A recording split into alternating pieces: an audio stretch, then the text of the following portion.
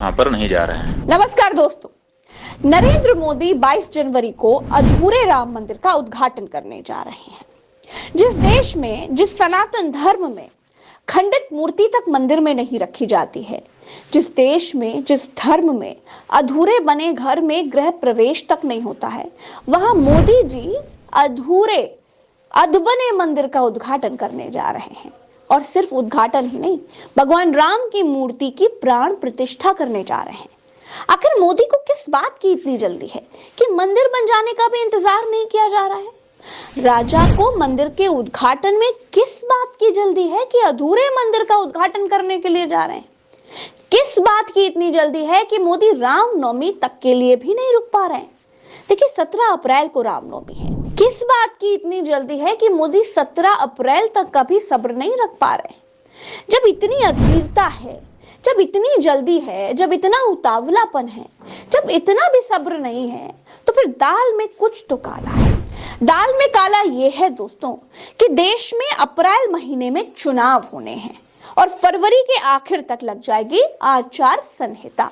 जी हाँ, और आचार संहिता लग जाने के बाद कोई राजनीतिक व्यक्ति, मंदिर तो बहुत दूर की बात है, मंदिर छोड़ दीजिए, सड़क तक का भी उद्घाटन नहीं कर पाएंगे। और मोदी जी इसीलिए बेचैन हैं। मोदी बिन पानी की मछली की तरह तड़प रहे हैं, क्योंकि आचार संहिता लगने के बाद मंदिर अगर उद्घाटन उसका हुआ तो मोदी मंदिर का उद्घाटन करने की रेस से बाहर हो जाएंगे। तब किसी धर्म गुरु को ही इसका उद्घाटन करना पड़ेगा। मोदी यही तो नहीं चाहते हैं, क्योंकि हमारे देश के प्रधानमंत्री की छपास की प्यास बहुत बड़ी है। छपास से भी बड़ी साजिश मंदिर का पॉलिटिकल लाभ लेने की है, और इसीलिए मोदी ने सारे शंकराचार्यों को, सारे धर्म गुरुओं को किनारे करके मंदिर की प्राण प्रतिष्ठा के लिए खुद को चुन लिया है। और इसीलिए मोदी को विष्णु का अवतार बताने वाले मोदी के भक्त चंपत राय ने सनातन धर्म को भी बांट दिया है। मोदी के सामने कोई आवाज बड़ी ना होने पाए, इसीलिए बात बात पर हिंदू हिंदू करने वाले बीजेपी ने चारों शंकराचार्यों को दूध में पड़ी मक्खी की तरह निकाल कर फेंका है और बिल्कुल सीधा कह दिया है कि अयोध्या में बन रहे राम मंदिर पर शैव और सन्यासियों का कोई अधिकार नहीं है। कि रामानंद जो संप्रदाय है उसका अगर ये मंदिर है तो चंपत राय वहाँ पर क्यों है? वहाँ पर और दूसरे लोग क्यों हैं?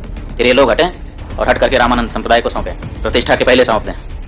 रामानंद संप्रदाय के लोग ही वहाँ प्रतिष्ठा करेंगे, हमें मंजूर है। हम एंटी मोदी नहीं है, लेकिन हम एंटी धर्मशास्त्र भी नहीं होना चाहते। अब आप सोचिए, पहले भारतीय जनता पार्टी ने लोगों को हिंदू और मुसलमान के नाम पर बांटा, और अब अपने फायदे के लिए सनातन को बांट रही है। मोदी की जय जयकार के लिए हिंदू धर्म गुरुओं को ही अपमानित किया जा रहा है। शंकराचार्यों से यह बोला जा रहा है कि अयोध्या में बन रहे राम मंदिर पर उनका कोई अधिकार ही नहीं है। इसी सवाल के जवाब में शंकराचार्यों ने पूछ लिया कि जब हमारा कोई अधिकार नहीं है तो फिर चंदा क्यों ले लिया? तब भी कहते हैं कि हम आपसे चंदा नहीं लेंगे। चंदा ले रहे थे उस समय क्यों नहीं ये घोषित किया कि रामानंद संप्रदाय का मंदिर है, रामानंद संप्रदाय के लोग देते? उस समय तो आपने पूरे देश के सनातन धर्मियों से लिया, उस समय हम लोगों से भी चंदा लिया। जब शंकराचार्य जी का मंदिर नहीं है तो शंकराचार्य से चंदा क्यों स्वीकार किया आपने? मोदी को इसी बात की जल्दी है कि अधूरे मंदिर में भगवान राम की प्राण प्रतिष्ठा करने जा रहे हैं। पूर्व, पश्चिम, उत्तर, दक्षिण देश के चारों शंकराचार्य राम मंदिर उद्घाटन का विरोध कर रहे हैं। गोवर्धन पीठ के मतलब पूर्वी भारत के शंकराचार्य स्वामी निश्चलानंद कहते हैं कि मोदी राम मंदिर का उद्घाटन करेंगे, प्राण प्रतिष्ठा करेंगे, तो क्या मैं वहां पर ताली बजाऊंगा? जोशी मठ से उत्तर भारत के शंकराचार्य अविमुक्तेश्वरानंद कहते हैं कि अगर राम मंदिर से हमें दूर रखा जा रहा है तो फिर हमसे चंदा क्यों लिया गया? हम मंदिर उद्घाटन में नहीं जाएंगे। दक्षिण भारत के शंकराचार्य भारती कृष्ण भी अयोध्या नहीं जाएंगे। गलत समय पर और गलत व्यक्ति के हाथों हो रहे राम मंदिर उद्घाटन कार्यक्रम का ये सब विरोध कर रहे हैं। पश्चिम भारत से भी द्वारका पीठ के शंकराचार्य सदानंद महाराज भी मोदी के हाथों होने जा रहे राम मंदिर के उद्घाटन का बहिष्कार कर रहे हैं। तो कुल मिलाकर दोस्तों, चारों शंकराचार्य राम मंदिर का गलत समय पर और गलत व्यक्ति के हाथों उद्घाटन होने का विरोध कर रहे हैं, लेकिन मोदी को इससे कोई फर्क नहीं पड़ता। भारतीय जनता पार्टी को राम मंदिर से वोट चाहिए। आस्था का इस्तेमाल 2024 में होगा। पूछने वाले पूछ रहे हैं कि देश के शंकराचार्य बड़े हैं या मोदी बड़े हैं? चलते हैं। नमस्कार।